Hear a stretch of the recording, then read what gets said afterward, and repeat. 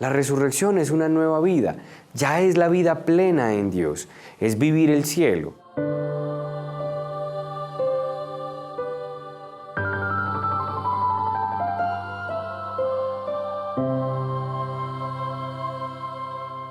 Y llegamos al sábado, hoy 25 de noviembre, ya de esta semana número 33 del tiempo ordinario. Bienvenidos amigos del canal Televida a esta Lección Divina, a orar con la palabra del Señor. Hoy vamos a orar y profundizar el Santo Evangelio, según San Lucas, capítulo 20, versículos del 27 al 40. En aquel tiempo se acercaron a Jesús unos saduceos que niegan la resurrección y le preguntaron: Maestro, Moisés nos dejó escrito, si a uno se le muere su hermano, dejando mujer, pero sin hijos, cásese con la viuda y dé descendencia a su hermano. Pues bien, había 7 hermanos. El primero se casó y murió sin hijos, y el segundo y el tercero se casaron con ella, y así los 7 murieron sin dejar hijos. Por último murió la mujer. Cuando llegue la resurrección, ¿de cuál de ellos será la mujer? Porque los 7 han estado casados con ella. Jesús les contestó: En esta vida hombres y mujeres se casan, pero los que sean juzgados dignos de la vida futura y de la resurrección de entre los muertos no se casarán, pues ya no pueden morir, son como ángeles, son hijos de Dios, porque participan en la resurrección. ¿Y que resucitan los muertos? El mismo Moisés lo indica en el episodio de la zarza, cuando llama al Señor Dios de Abraham, Dios de Isaac, Dios de Jacob. No es Dios de muertos, sino de vivos, porque para Él todos están vivos.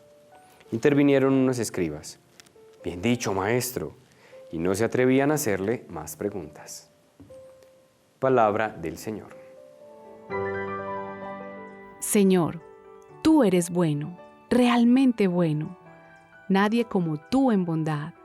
Que mi corazón cada día entienda el valor de darte gracias por tanto que me das, por tanto que me amas. Y así que la gratitud pueda yo extenderla a quienes me hacen el bien. Gracias, Señor. Gracias. Siempre gracias por tu amor. Amén. Un poco de contexto para entender este pasaje del día de hoy, del capítulo 20 de Lucas. Miren, los que se acercan hoy a Jesús son los saduceos, uno de los grupos del judaísmo o dentro del judaísmo que tenían la particularidad que negaban la resurrección. Para entender esto siempre ayuda mucho explicar que aunque nosotros conocemos el judaísmo como religión, dentro del judaísmo también habían distintos grupos, cada uno con ciertos énfasis, cada uno con ciertas creencias. Entonces para nosotros, que creo yo que la mayoría somos cristianos y católicos, asimismo como hablamos del cristianismo, dentro del cristianismo hay distintos grupos y distintas maneras de seguir y de creer en Cristo. Lo mismo ocurría con el judaísmo, lo mismo también sigue ocurriendo. Entonces, habían unos, por ejemplo, los fariseos, ellos creían en la resurrección, pero los saduceos no. Entonces, su preocupación era precisamente la enseñanza de Jesús cuando Él habla de la resurrección e intentan debatir con Él para hacerlo entender, o más bien, para darle a entender que ellos no creían en la resurrección, y para eso les ponen precisamente un ejemplo, un tema casuístico. Entonces, un hombre se casa con una mujer, no tienen hijos, él muere, ella se casa con los hermanos, así 7 veces, hasta que muere la mujer. Lo que le están poniendo a Jesús es un caso a ver qué respondía él frente a la resurrección. Entonces, simplemente el contexto es para llegar a 2 expresiones que me parecen muy importantes en el Evangelio de hoy. Primero, cuando Jesús dice, no es un Dios de muertos, sino de vivos. ¿Sí? Eso es lo primero que tenemos que hacer nosotros cuando hablamos de la resurrección, que nuestro Dios no es un Dios de muertos, sino de vivos. Y segundo, porque para Él todos viven. Esas 2 expresiones son fundamentales a la hora de nosotros argumentar la resurrección. Y cuando digo argumentar es intentar entender en qué consiste la resurrección. Porque la resurrección es algo que desde la razón va a ser muy difícil entender. ¿Cómo así que yo me muero pero estoy vivo? Pues yo sé que racionalmente eso no se entiende. ¿Cómo así que morir es volver a nacer? ¿Cómo así que morir es vivir en plenitud? Todo eso son enunciados de la resurrección, porque la resurrección es eso. La resurrección es una nueva vida. Ya es la vida plena en Dios. Es vivir el cielo. ¿Cuál cielo? Por allá arriba, no. Es vivir plenamente en Dios, en esa dinámica divina. Lo que pasa es que eso no se entiende desde la razón, se entiende desde la experiencia de la fe. Por eso, qué importante es que nosotros podamos entender, no con la mente, sino con el corazón. Señor, que en mi soledad sienta tu presencia, que en la tristeza encuentre tu consuelo, que en los malos días descubra tu luz del atardecer, y cuando llegue la noche oscura del alma, entienda que contigo siempre hay un feliz amanecer. Acompaña a quien hoy llora la pérdida de un ser querido, alivia el sufrimiento del enfermo. Tu consolación sana el alma, siempre presente, Señor, en el dolor. Amén.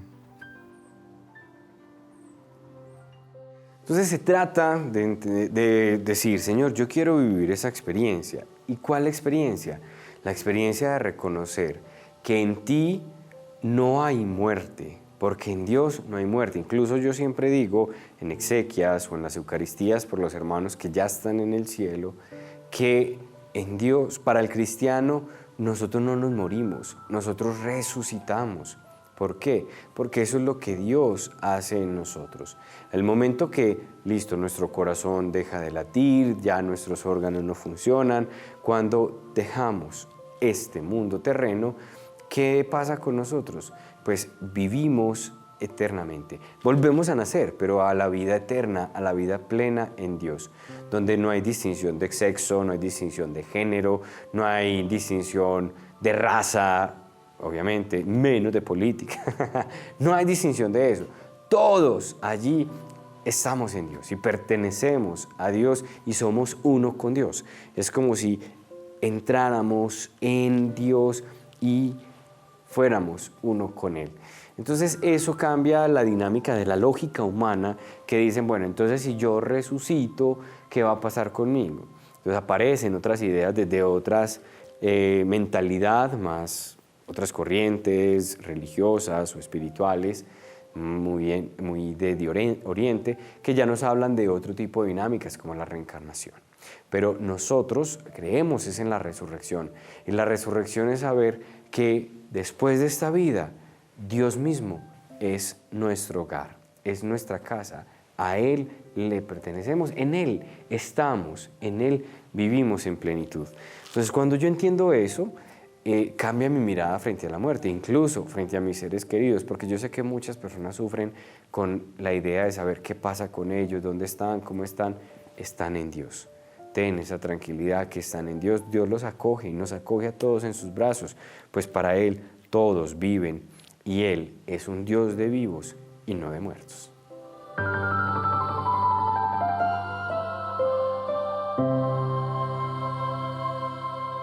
Señor, nos has hablado una vez más al corazón y nos has invitado a creer en ti, hoy a creer en tu resurrección.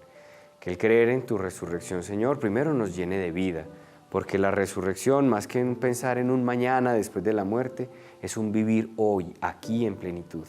Ayúdanos, Señor, a vivir en plenitud cada día, todos los días de nuestra vida. A su vez, bendice, Señor, ilumina, fortalece a aquellas personas que sus seres queridos ya están en el cielo, pero aún lloran esa partida o les duele profundamente el corazón, pues se sienten solos o abandonados.